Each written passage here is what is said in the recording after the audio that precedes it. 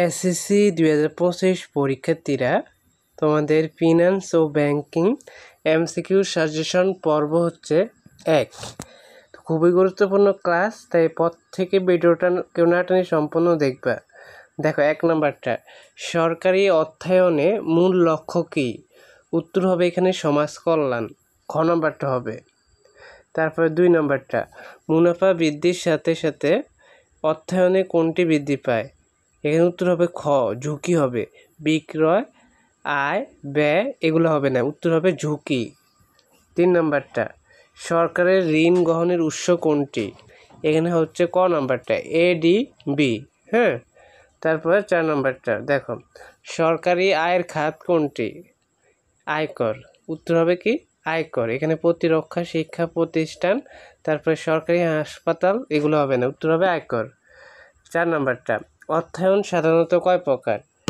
এখানে উত্তর হবে ঘ, 6 প্রকার। তারপরে কোন দশকে আধুনিক অর্থায়নের যাত্রা শুরু হয়? উত্তর হচ্ছে ঘ, 1960। 7 নম্বরটা, অর্ধবার্ষিক চক্রবৃদ্ধির ক্ষেত্রে এম এর মান কত হবে? উত্তর হবে ঘ, 2। এটা ভালো করে পর থেকে মনে রাখবা। তারপরে 8 নম্বরটা, প্রতিটি বিনিয়োগের একটি কি আছে? উত্তর হচ্ছে খ, সুযোগ ব্যয়। তারপরে 9 নম্বরটা, সুদের হার 10% হলে 1000 টাকায় 2 বছরের। এখানে উত্তর হবে ঘ নম্বরটা, সুদ 210 টাকা হবে। এখানে আমাদের সুদ বের করতে হবে। হ্যাঁ, তারপরে দেখো 10 নম্বরটা, শুধু আসলের উপর যে সুদ গণনা করা হয় তাকে বলে? উত্তর হচ্ছে ঘ, সরল সুদ। তারপরে 11 নম্বরটা, কি প্রয়োগ করে ঝুঁকির পরিমাণ হ্রাস করা যায়? উত্তর হচ্ছে ঘ, কৌশল। 12, ঝুঁকি ব্যবস্থাপনার জন্য প্রথমে খুঁজে বের করা প্রয়োজন। উত্তর হচ্ছে ক, ঝুঁকির উৎস। 13 নম্বরটা, বিচ্যুতি থেকে সৃষ্টি হয় কোনটির? উত্তর হচ্ছে খ, ঝুঁকি। তারপর 14 নম্বরটা, পরিচালন খরচ পরিশোধের অক্ষমতা থেকে কিসের সৃষ্টি হয়? উত্তর হচ্ছে খ, ব্যবসায়িক ঝুঁকি। 15 নম্বরটা, প্রকৃত আয় ও প্রত্যাশিত আয় সবসময় সমান হওয়াকে কি বলে? উত্তর হচ্ছে ঘ, ঝুঁকিমুক্ত আয়। ভালো করে এটা মনে রাখবেন। 16 নম্বরটা, নিচে কোনটি নগদ প্রবাহ বৃদ্ধির সাথে জড়িত? এখানে উত্তর হবে ক, নগদ বিক্রয়।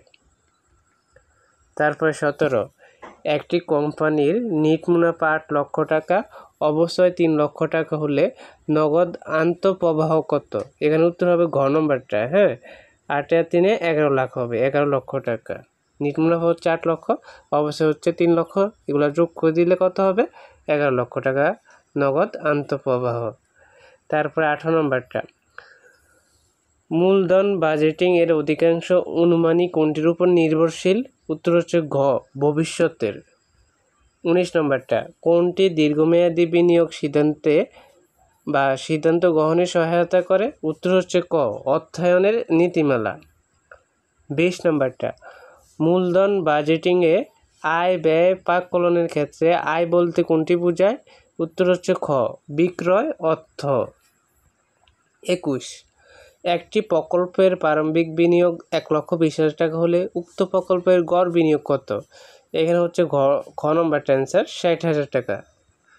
তারপরে 22 নম্বরটা, সঠিক মূলধন বাজেটিং পদ্ধতি নির্বাচন কিসের উপর নির্ভর করে?